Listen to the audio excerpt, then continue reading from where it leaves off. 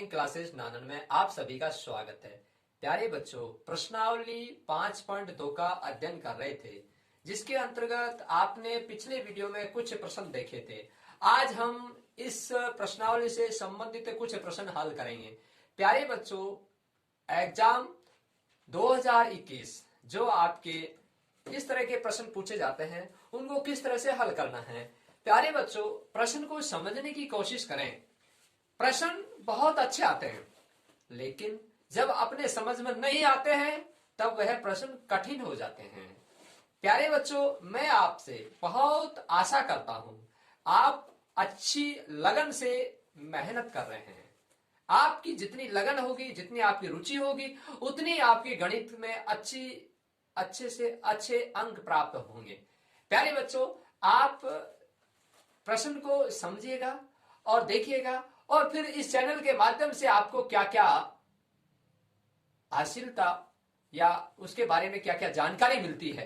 देखिए, यहां प्रश्न 5 में किसी समानांतर श्रेणी का तीसरा पद 16 है और सातवां पद और 5 तथा पांचवा पद से 12 अधिक है, तो समानांतर श्रेणी ज्ञात करें।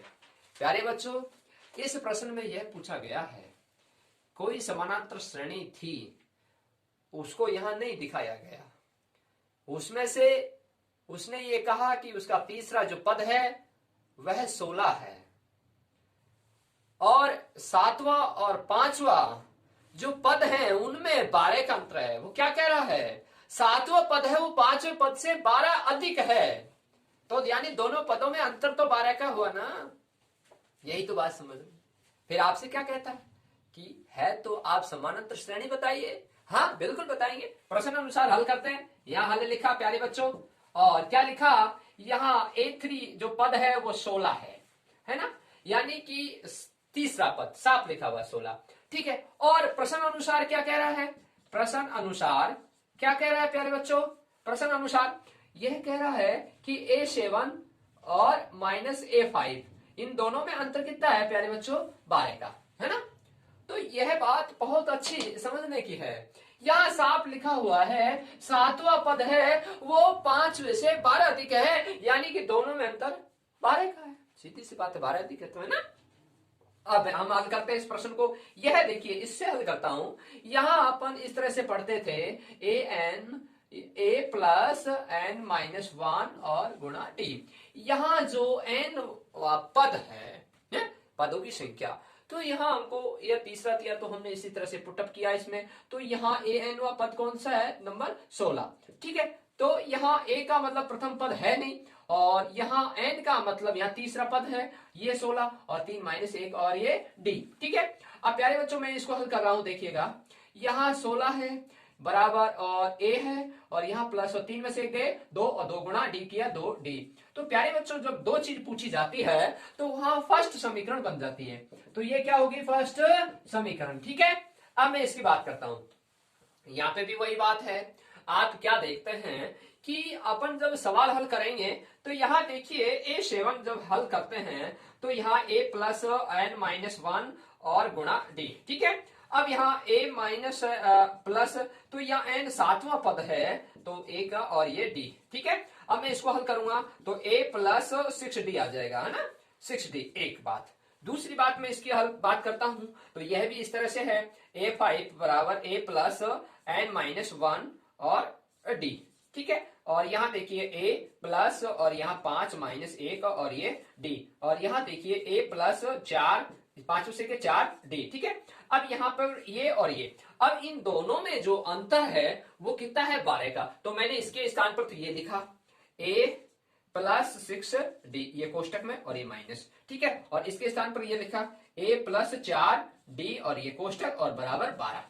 ठीक है, इन दोनों का अंतर कितना है प्यारे बच्चों, 12 का। अब मैं इसको हल करने जा रहा हूं, इस ब्रैकेट को और इस ब्रैकेट को, और बीच में किसका चिन्ह है, माइनस का। अब देखिए मैंने इसको खोला, a प्लस 6d और माइनस का a, और देखिए बहुत ही महत्वपूर्ण बात है प्यारे बच्चों, इसमें तो आपको कोई प्रॉब्लम नहीं थी। जैसे अपन ने इसको हल किया, इस तरह से पुटअप किया, तो इसको भी अपन ने इस तरह से पुटअप किया, सूत्र लगाया, और ये n का मतलब यहाँ सातवां पद, तो n लिख दिया आपने। ठीक है, और ये समीकरण ही चल रहा है, और आपने प्रश्न अनुसार इसको हल किया इसमें। देखिए, ठीक है, इसकी जगह ये लिखा, इसकी जगह ये लिखा, और बीच में माइनस का चिन्ह। बराबर 12। यहाँ प्यारे बच्चों आपने इस ब्रैकेट को खोला, इसको खोला तो यह आया, और इसको खोलता हूं तो प्यारे बच्चों इसमें इससे गुणा होगा, माइनस है प्लस है तो माइनस प्लस गुणा हुआ तो माइनस, और माइनस गुणा प्लस करेंगे तो माइनस आएगा। ये बहुत इंपॉर्टेंट बात थी इसमें, ठीक है। बराबर 12 है प्यारे बच्चों इसके अनुसार। अब देखिए प्यारे बच्चों ए है और माइनस ए है, ये तो इसे कट गया, ठीक है। और यहाँ प्लस 6d और माइनस का 4d बराबर 12। अब प्यारे बच्चों यहाँ प्लस के ज्यादा है माइनस कम है तो 2d बराबर 12। तो d की वैल्यू तो कितनी आ गई प्यारे बच्चों, 6 आ गई, क्योंकि 2 का भाग 12 दिया, 6 दूनी 12। तो यहाँ d का मतलब होता है सारवंत्र। तो प्यारे बच्चों यहाँ सारवंत्र आ चुका है। तो यहाँ सारवंत्र आ चुका है तो अपने पास फर्स्ट समीकरण थी। अब फर्स्ट समीकरण में आप मान रखने पर, फर्स्ट समीकरण में मान रखने पर किसका, d का, ठीक है। d बराबर 2, तो सॉरी d बराबर 6 है तो यहाँ ये 6 है, ठीक है। अब देखिए 16 बराबर a प्लस 2 गुणा 6, क्योंकि d की वैल्यू कितनी आ गई 6, तो यहाँ 16 बराबर a प्लस 6 दूनी 12। अब इसको पक्षांतर करूंगा माइनस हो जाएगा और a की वैल्यू कितनी आ जाएगी 4। तो a का मतलब क्या है, प्रथम पद। a का मतलब क्या है, प्रथम पद। तो प्यारे बच्चों प्रश्न ने ये कहा था कि इसकी समानांतर श्रेणी बतानी है। क्या बतानी है, समानांतर श्रेणी। तो हम समानांतर श्रेणी कैसे निकाल सकते हैं, जब यहां प्रथम पद ज्ञात हो गया और सार्वंत्र ज्ञात हो गया तो हम अगला पद भी हम ज्ञात कर सकते हैं। अब देखिए यहां अगला पद कैसे ज्ञात करेंगे, यहां आपको प्रथम पद कितना है 4, सार्वंत्र कितना है प्यारे बच्चों 6, तो 6 में 4 जोड़ेंगे तो इस तरह से अगला पद हो जाएगा ये 10, फिर ये 16, फिर ये 22, ठीक है। तो इस तरह से डॉट डॉट डॉट और इस तरह से समानांतर श्रेणी प्राप्त होगी 4, 10, 16, 22। अब 10 में से 4 घटाएं 6, 16 में 10 घटाएं 6 तो सार्वंत्र आ रहा है 6, ठीक है। तो इस तरह से प्यारे बच्चों ऐसे प्रश्नों को आसान विधि से अपन हल कर सकते हैं। अब अगला प्रश्न 6 देखिए, 3 अंकों वाली कितनी संख्याएं 7 से विभाज्य हैं। ऐसे प्रश्न कंपटीशन में भी पूछे जाते हैं और ऐसे प्रश्न हमारे बोर्ड एग्जाम में भी पूछे जाते हैं। प्यारे बच्चों ऐसे प्रश्नों को आसान विधि से अपन हल करते हैं। यहां प्रश्न बहुत अच्छा है। यहां प्रश्न ये कह रहा 3 अंकों वाली कितनी संख्याएं 7 से विभाज्य हैं, यानी 3 अंक आने चाहिए, इकाई ढाई सैकड़ा, ठीक है। और वह 7 से विभाज्य यानी 7 का भाग जाएगा। आप अच्छी तरह पढ़ते हैं 7 का फायदा, 7 के पायड़े में 2 ही अंक आते हैं, 10 तो 70 होते लास्ट, 70 में 2 ही अंक है, इकाई और ढाई। प्यारे बच्चों यहाँ 3 अंकों वाली बात हो रही है, सैकड़ा तक, इकाई ढाई सैकड़ा। तो प्यारे बच्चों हम गिनती अच्छी तरह जानते हैं। तो यहाँ 100 लिखते हैं, 99 तक इकाई और ढाई होता है, और 100 लिखते ही इकाई ढाई सैकड़ा हो गया, 3 अंक हो गए। प्यारे बच्चों क्या इसमें 100 का भाग जाता, सॉरी क्या बच्चों इसमें 7 का भाग जाता नहीं। अगला 101, क्या इसमें 7 का भाग जाता नहीं। अगला 102, अगला 103, अगला 104, अगला 105। तो इस तरह से अपन जब अध्ययन करते हैं तो ये जनरली बात है कि 7 का भाग किस संख्या में जाए, तो हम यहाँ जो इकाई अंक है उसको पकड़ सकते हैं। इकाई अंक में या तो 1 होना चाहिए या 5 होना चाहिए और या 9 होना चाहिए। तो यहां 2 भी है, लेकिन 102 में अपन ने यह भाग दिया 7 का, 7 एकम 7, तो यहां 3 बच गया, और 3 में भाग नहीं दिया, अगली संख्या उतारी 2 32, और 7 का भाग 32 में देने नहीं जाता है। तो प्यारे बच्चों तो उस कंडीशन में क्या है आपका 105, यही एक प्रथम संख्या बनेगी और बाकी संख्या नहीं होगी, ठीक है। तो यह बात महत्वपूर्ण है। अब आप समझ गए होंगे कि यहां 105 3 अंकों वाली प्रथम संख्या है, ठीक है। 105 3 अंकों वाली प्रथम संख्या है जिसमें 7 का भाग जाता है, 7 एकम 7, 10 में 7 के 3, अगली संख्या उतारी 5, 7 पंजो 35, 15 संख्या तो 105 होते हैं, ठीक है प्यारे बच्चों। तो इस तरह से हमने जाना। तो हम वैसे भी अगर 14 संख्या तो कितने होते हैं, वैसे भी अपन 98 होते हैं ना, तो 15 संख्या तो तीसरी संख्या वैसे भी अपन मौखिक कर सकते थे, ठीक है। तो प्यारे बच्चों 13 संख्या 91 होते हैं, 14 संख्या 98 होते हैं ना। तो अपन इस तरह भी 2 अंकियां है, जैसे अपन ने 7 का पायड़ा बोला 11 बार, 10 तक तो बोला, फिर 11 बार, फिर 12 बार, फिर 13 बार, फिर 14 बार, फिर 15 बार, है ना। 14 बार बोला तो 98 आया, है ना। ऐसे भी साइकोलॉजी सवाल को अपन किस तरह से कर सकते हैं जल्दी। तो यहाँ 15 बार पहुंची गाड़ी और आपकी प्रथम संख्या प्राप्त हो चुकी है। ठीक है, अब प्यारे बच्चों आपने प्रथम संख्या प्राप्त तो कर ली और लास्ट की जो संख्या है अपन को कोई पता नहीं है ना। तो यहां हम लिख सकते हैं कि 105 और 105 के बाद में 999 आती है ना, 999 और 999 के बाद में क्या आती है 1000। अब 1000 में 4 अंक हो गए ना 4, इसलिए मैंने 999 लिखा। ठीक है, अब 999 बाद में 1000 आएगी, 1000 में 4 अंक के, प्रश्न क्या कह रहा 3 अंक होने चाहिए, तो 999 आखिरी यहां अंक हुआ। अब क्या इसमें 7 का भाग जाता है, भाग देख लेते हैं, नहीं जाता है। देखिए अब ऐसे प्रश्न को अपन यहां आपने 998 में दिया, 997 में दिया, 996 में दिया, 995 में दिया और फिर आपने 994 में दिया और 994 का 7 का पूरा भाग जाता है। तो यहां 994 आपकी अंतिम संख्या होगी और यह नहीं होगी। ठीक है, तो इस तरह से आपने प्राप्त किया कि 105 तो इसकी प्रथम संख्या है और 994 इसकी अंतिम संख्या है। तो अपन यहां लिख सकते हैं कि प्रथम, यहां हल लिखा आपने और प्रथम पद लिखा प्यारे बच्चों, प्रथम पद लिखा यहां आपने 105, सार्वंतर लिखा प्यारे बच्चों, सार्वंतर 7 का भाग जा रहा है।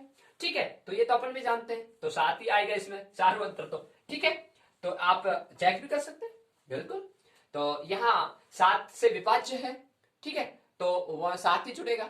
अपन जब पायड़ा पढ़ते थे 7 एकम 7 तो 7 दूनी 14, 7 21 तो 7 7 जुड़ा, 7 का अंतर है। तो वही बात यहाँ सार्वंतर 7 है। अब यहाँ प्रश्न आगे बढ़ता है कि यहां मैं सूत्र लिखता हूं कि यहाँ 3 अंकों वाली कितनी संख्याएं, तो n पूछा गया आपसे, है ना। तो n का यहाँ ये फॉर्मूला अपन लगाएंगे। तो यहाँ मैंने लिखा आपको यहाँ a प्लस n माइनस 1 और कोष्टक d। ठीक है, अब प्यारे बच्चों यहाँ n आपको निकालना है ना। तो यहाँ अंतिम पद आपको दिया an, है ना, an। तो n पद, अब an अंतिम पद तो दिया हुआ है 994, लेकिन कितने नंबर का ये पता नहीं है, तो कितनी संख्या है यही तो निकालना है ना। तो यहाँ 994, ठीक है, बराबर a प्रथम पद है प्यारे बच्चों 105 प्लस, और n तो अपन को निकालना ही है क्योंकि कितनी संख्या है 994 कितने नंबर पर है वही तो निकालना है। तो यहाँ n और d क्या है, सार्वंतर 7 है। ठीक है प्यारे बच्चों, अब देखिए इसको हल कर रहा हूं मैं। यहाँ 994 बराबर 105 है। ठीक है, तो मैंने क्या किया, यहाँ 100 बहुत ही इजी तरीके से करेंगे। मैं क्या करता था, यहां से इससे गुणा कर लेता था। अपन ऐसा नहीं करें, आप देखो बहुत अच्छी ट्रिक सिखाते हैं इसमें।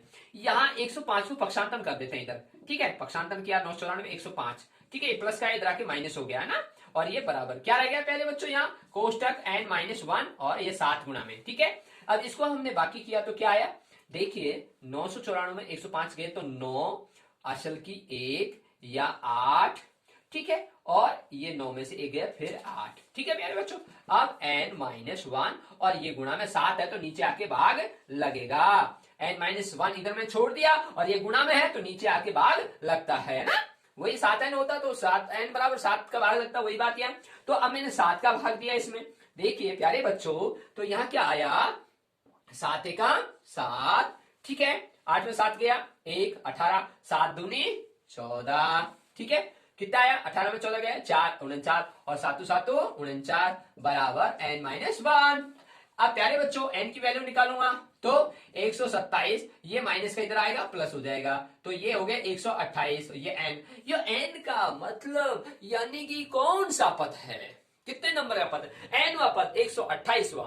128वां पद आपको 994 संख्या थी, तो 128 पद है, तो यहाँ कितनी संख्याएं हैं, 128 संख्या है। ठीक है, तो इस तरह का प्रश्न हम कंपटीशन में कर सकते हैं और बहुत ही आसान विधि से। तो यहाँ हमको इसके आंसर कितनी संख्याएं हैं जो 7 से विभाज्य होती हैं, वह संख्याएं जो 3 अंकों वाली हैं वो 128 संख्याएं हैं। 128 संख्याओं में जो 3 अंकों की है उनमें 7 का भाग जाता है। अब अगला प्यारे बच्चों ये प्रश्न देखिए, प्रश्न बहुत अच्छा है। आप ये देख रहे हैं कि प्रश्न नंबर 10 आ चुका है। कुछ प्रश्न जो रह रहे हैं जो आपने वीडियो देखते हैं उन वीडियो के अंतर्गत आप देखिएगा, बहुत अच्छे प्रश्न है और उनसे संबंधित अपन प्रश्न करा चुके हैं, आप उनको भी देखिएगा। अब यहाँ प्रश्न जो ये है अति महत्वपूर्ण प्रश्न है। क्यों है? क्योंकि यह प्रश्न बार बार पूछा जाता है और कंपटीशन में बहुत बार आता है, हो सकता है बोर्ड एग्जाम में भी आ जाए। तो क्यों ना अभी से हम तैयारी को अच्छी तैयारी के साथ मैदान में आए तो अपने को विजय प्राप्त होगी। देखिए, उस विजय प्राप्त करने के लिए अपने को बेसिक नॉलेज मजबूत करना होगा। अब प्यारे बच्चों, बेसिक नॉलेज का मीन्स यह है एक एक शब्द पर गौर करना होता है। यहां आप समझिएगा, चार संख्याएं समानांतर श्रेणी में है, यदि संख्याओं का योग 50 हो तो सबसे बड़ी संख्या सबसे छोटी संख्या की 4 गुनी, तो संख्या ज्ञात कीजिए। प्यारे बच्चों, प्रश्न ये कह रहा है कि चार लगातार कोई संख्या है समानांतर श्रेणी की, उनका योग, जैसे मान लो प्रथम संख्या, द्वितीय संख्या, तृतीय संख्या, चतुर्थ संख्या, इन चारों संख्याओं का योग कितना है? 50। और अब क्या कहता है, उनमें चारों संख्याओं में सबसे बड़ी एक संख्या है और प्रथम संख्या की वो 4 गुनी है। यही तो बात है, तो संख्या बतानी। तो यहां देखिए हल, हल लिखा आपने, माना कि प्रथम संख्या ए है, ठीक है प्यारे बच्चों। अब द्वितीय संख्या ए प्लस डी, ठीक है, रूल के हिसाब से द्वितीय संख्या ए प्लस डी। क्यों? क्योंकि अंतर होगा, सार्व अंतर, उसको तो जोड़ा जाएगा तभी तो अगली संख्या आएगी। तो ए प्लस डी, फिर ए प्लस 2d और फिर ए प्लस 3d, ये 4 संख्या होगी प्यारे बच्चों, 1 2 3 4, ठीक है। अब यहां देखिए, अब इनके प्रश्न अनुसार अपन हल करते हैं। प्रश्न अनुसार क्या कहा कि चारों संख्याओं का योग 50 है, ठीक है। तो मैंने इनका चारों का योग कर रहा हूं, ए प्लस डी ये कोष्टक, प्लस ए प्लस 2d ये कोष्टक, प्लस ए प्लस 3d और ये कोष्टक, और बराबर 50, 1 2 3 4, ठीक है। अब प्यारे बच्चों, ये कोष्टक हैं, इन कोष्टक को मैं हटाऊंगा तो यहां चिन्ह प्लस का है तो सभी प्लस प्लस के हो जाएंगे। तो यहां देखिए ए, अब देखो ए प्लस डी प्लस ए प्लस 2d प्लस ए प्लस 3d बराबर 50, ठीक है। 1 2 3 4, तो 4a हो गया, प्लस डी 2d 3d, तो 3 2 5 और 1 6d हो गया, बराबर 50, ठीक है प्यारे बच्चों। इसमें से अब मैंने कॉमन ले लिया 2, तो 2a प्लस 6d, तो यहां क्या आ गया 3d और बराबर 50। अब ये 2 कॉमन लिया, इसके भाग लग जाएगा इसमें जाके, तो क्या हो जाएगा 2a प्लस 3d बराबर 25, ठीक है। 2 का भाग दे दिया इसमें, 25 हो गया। अब प्यारे बच्चों, यहाँ a है और यहाँ d, 2 का वैल्यू निकाल रहा है, तो इसको हम फर्स्ट समीकरण के नाम से जानेंगे, फर्स्ट समीकरण, ठीक है। अब प्रश्न आगे बढ़ता है, प्रश्न आगे बढ़ता है, सबसे बड़ी संख्या सबसे छोटी संख्या। तो प्यारे बच्चों, सबसे बड़ी संख्या ये रही और सबसे छोटी संख्या ये रही, ठीक है।